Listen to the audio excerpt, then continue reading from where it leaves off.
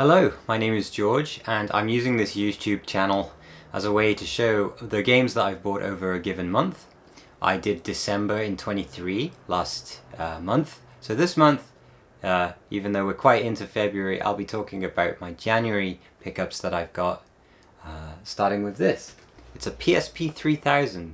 Now, I used to own a PSP long time ago when they were new, and I don't know what type it was. I believe it is 1000 now, because when I first picked this up and got it in my hands, I realized how light it was and how, even though it was kind of old technology now, going from I was playing a Switch to playing this, it felt so light and comfortable. So I got that because a lot of people had been recommending games, especially racing games, which I tend to like, and a lot of them on the PSP were so cheap and so accessible that I thought, okay, my kind of mini goal for 2024 is to start collecting for the PSP. So I keep it in this little Pac-Man pouch, and here it is. There it is. I've been playing this a lot on the sofa after work while the TV's on. I'll just put a game in and play. I've really only been playing one game, which I'll show. Burnout Legends. Now, I'm a very big Burnout fan, and this game is perfect for a Burnout fan because it really is just a compilation of old Burnout tracks. So you get a lot from 2, a lot from 3, and I believe 1 from Burnout 1.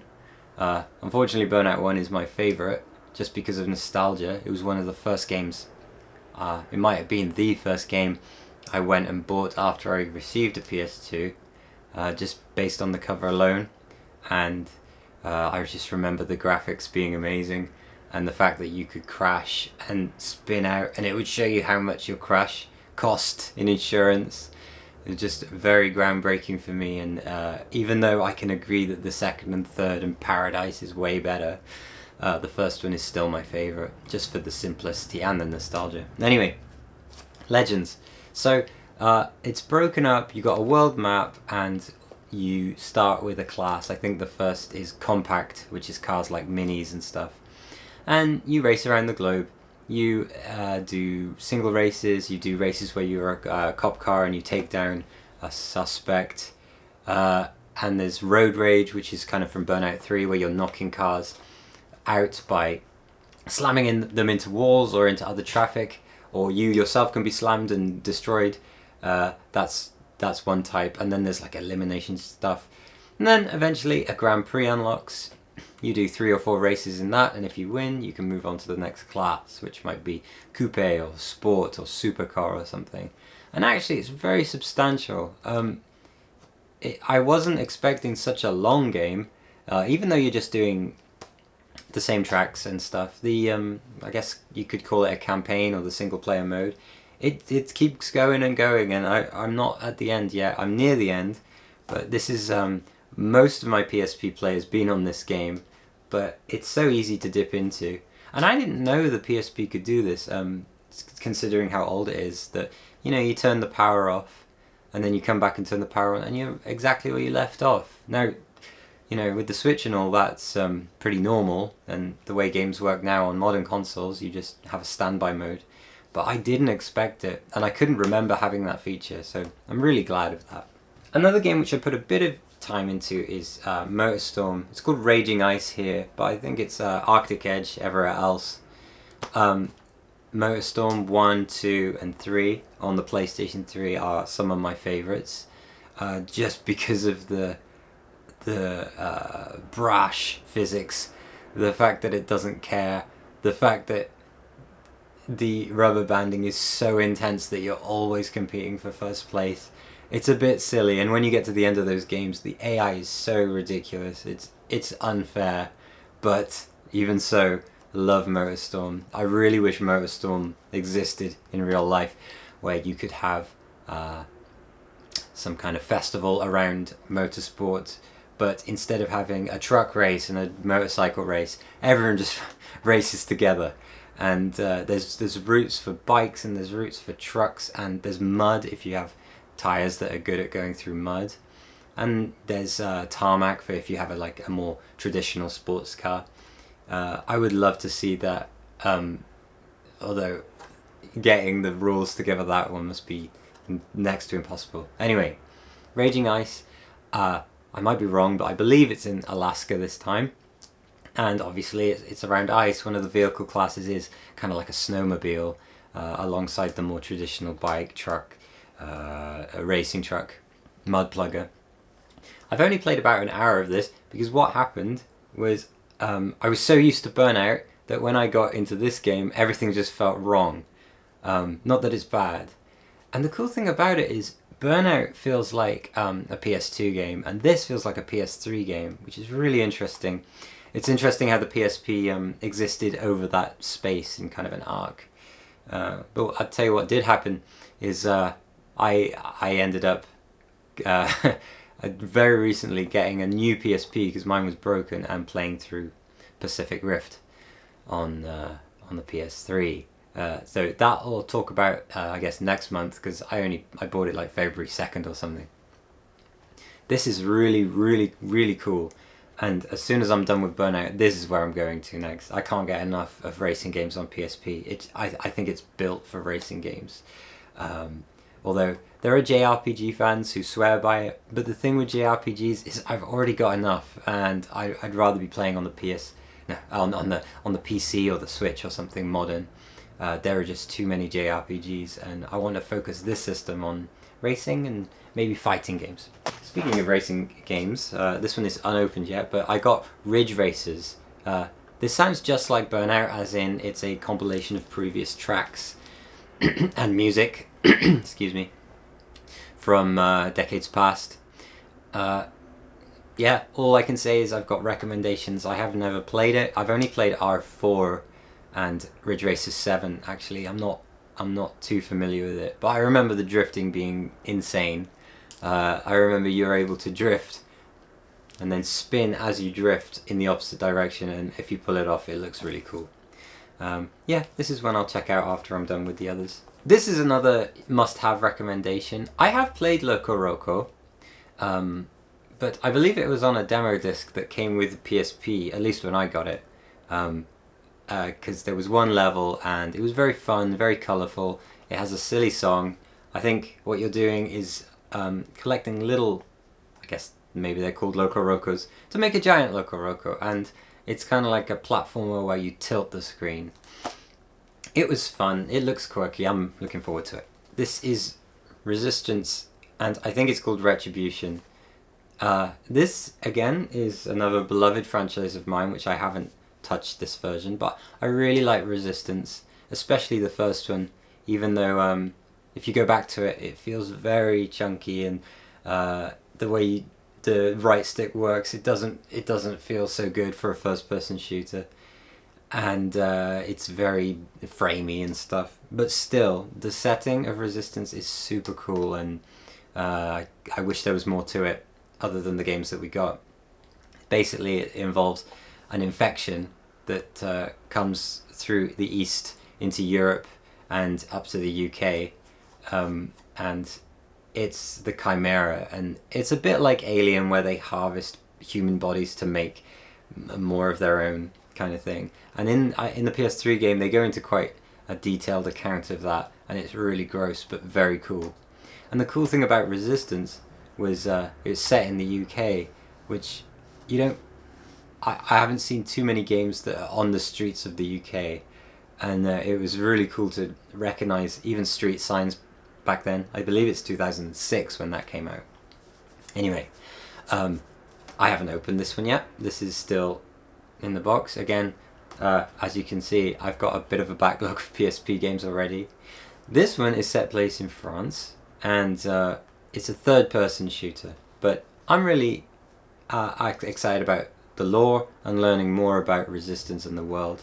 I believe it's set a little bit before the first one, so when the virus has reached France, but not quite the UK yet, so Resistance. For PSP games, that's it. That's all I've got. I've got a huge I've got a huge to buy list for PSP. I watched a bunch of videos, and even like a mega compilation video of all the releases, and I wrote down all the ones I really want. And like I said, they include a lot of racing games. It just seems to suit the system, but also a ton of fighting games. I remember playing Tekken, I think it's called Dark Resurrection, on the PSP, and that was fantastic. I really like that. So that and Soul Calibur and stuff like that I want to get back into. The rest of the games I have here are not PSP games. So the first one I have here is Chocobo Mystery Dungeon. I'm not sure about the subtitle in English, but it's called Everybody in Japanese. This is a remake of a Wii game, Chocobo Mystery Dungeon, a Wii version of it. I've not played the series. I have played Mystery Dungeon, the Pokemon one, a couple of those. They all kind of work the same, where you collect a little party, you go into dungeons, and it's grid based. Every time you move, the enemy can move, that kind of thing. So there's a bit of tactics to it, but it is also very simple and easy to play. So this is another sofa game, one that I don't have to listen to. I can just kind of do in the background while the TV's on. So I'll get onto this one day. Call of Duty Modern Warfare on the Xbox. Now, something I should say is, although I have a lot of games here, what happened was, when I moved to Japan, I sold everything I had, and that I sold, I literally nothing left. So I sold all my possessions, including my guitars and my consoles and my games. I had a lot of games. Obviously I had this, everyone had this, but until recently I didn't. So that's why I have it. And the reason I have it is because I found out that you can go on the Xbox Series X or Xbox One with this, and it'll be, you know, they do like an upped frame rate thing. I'm not sure about this one because the frame rate was always good on Call of Duty 4. But the thing is, I don't know when they did this, but they kind of re-upped the servers on the multiplayer. Because the state of it before was you'd go onto a multiplayer Call of Duty game from years ago, say Black Ops or something, and it was hacking. It was just, everything was hacking. So you'd shoot a guy and you'd get 1 billion XP and then be 10 prestige. Or the opposite, you shoot a guy and you lose all your XP. Or I remember playing World at War, and it's kind of like a claymore mine, but it's called a Bouncing Betty. And it's just a mine, and if people step on it, they die. But I remember going on a hacked server and putting one down, and it was kind of like a machine gun of claymores, just like, and the frame rate went to 0. And anyway, that's what it used to be like. Not anymore. If you put this into an Xbox, I put this into my Xbox One, and go on. There was about 500 people playing this when I tried it. I tried it a few nights, and yeah, that's enough. You don't need more than that, because I only really want to play Team Deathmatch, and there was more than enough games and players in there. Problem is, I'm in Japan, so first thing, there's a time zone problem. When I want to play this, no one else is awake, or they're at work. Second problem is, I'm in Japan. So when I looked at the ping, my ping, it was always 1 bar out of 4. So it was red. I would get kicked a few times. I don't know the reason, but I assume it's the ping. So even though I did get to play a few matches, it was not of the quality that you could enjoy, because every time I tried to shoot a guy, nothing would happen, and then I'd be dead. And this is not a lack of skill. This is I had my sights on the dude and he didn't die, and it's that it's lag, isn't it? That feeling. So it's unfortunate. It was cool. I played it for only a little bit, but you know, seeing the old maps and the old guns, cool. If I were to play the campaign of this, I have somewhere, I believe, PS4, the remastered version, but still, the old version, it looks fine. You know, especially for the multiplayer maps. It's a shame, but it was worth a try. I should say, Call of Duty is popular in Japan, but it's not like it is overseas. I think the most popular one, Black Ops 2, that's where I saw... Well, I see the most copies of Black Ops 2, so I assume that's the one that blew up. My favourite Call of Duty, World at War, which is... I think it's Yeah, it's Call of Duty 5 if you count it properly. That's like the least favourite one in Japan. It's World War II. It's not in the Japanese favour, and I don't think it was sold here because, or it might have been, but because whenever I find it on online, it always says foreign version or overseas version. So, and there's very few of them, so I'm assuming it didn't even sell here, which is a huge shame. Anyway, this is Pokemon Torozei. I can't remember. I think it's called Pokemon Link in the UK, but Torozei or whatever in the rest of the world. This is a match 4 puzzle game that uses Pokemon faces, and you just use the stylus to quickly arrange the Pokemon into an order that will help them delete, and you build up combos, and once you delete 4 in a row, 3 in a row becomes acceptable, and then 2. So you just bam, bam, bam, bam, and you want to get this crazy combo going. It's really simple, but there's like endless modes and a bit of a story mode. It's not very good, but it's there, and a Pokédex to fill out. It's really, really simple, but this is one my sister had, and it's just so playable. This is one that you could leave on a coffee table with the DS, and anyone could pick it up and just have a go. It's a bit like a smartphone game, but again, smartphone games, they don't, how do I say, it's easy to touch a smartphone. You can type on a smartphone and you don't have to press hard, but there's something about the stylus with its super pinpoint accuracy that makes this kind of thing really fun to play. So the DS still does have huge value when it comes to little puzzle games, I think. I think the last two I can put together. I got the Uncharted collection on PS4, which is 1, 2 and 3, and Uncharted 4 on PS4. This is me recollecting my games that I lost. So I had both of these, and I also have the kind of spin-off one for Uncharted 4 already. I've just been in the mood, and I think I'm about ready to play them again. I really liked them, even the first one. For me, the first one was mind-blowing at the time, just the graphics. And I think from this I guess episode, I've been nostalgic around the PS3, the early days of the PS3, just from my own reflection here. And yeah, that's where my heart belongs. My first exposure was I got a PS3 for Christmas with Fallout 3, and then I was able to buy the cheaper games which came out in 2006 and 7. I think Fallout is probably 2008. And yeah, a lot of those simple, the first time in HD games, they have a real special place in my heart. Uncharted 1 basically takes place on one environment. Uncharted 2 is more globe-trotting and supernatural at the end.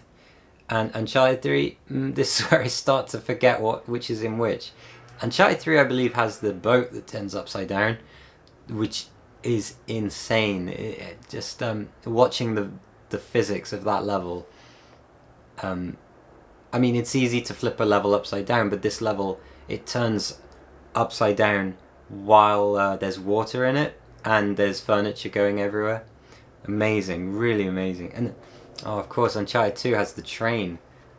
Like, even now you look at that train level and you wonder, how did they do this? It's incredible. Like, it's a level which is a train and it's moving through a jungle, but the jungle looks great and the track doesn't really end, but it might be a loop, but then you end up in the mountains, and it feels like you have never passed these places before, but you can take as long as you want. Just amazing. And then Uncharted 4, which I remember being very long, which unbalances the series a bit. I can't remember much from this one, apart from Drake is a retired adventurer and now he enjoys diving in the river or something, and he plays Crash Bandicoot on the old school PS1 with his wife. Okay, right, that's it. I've already bought some stuff in February, but I'm going to leave that to obviously the next video. Thank you very much if you've watched this. This is just me rambling. and I hope you got something from it. I just love to talk about games, and this is an outlet for me. So thank you very much, and see you next time.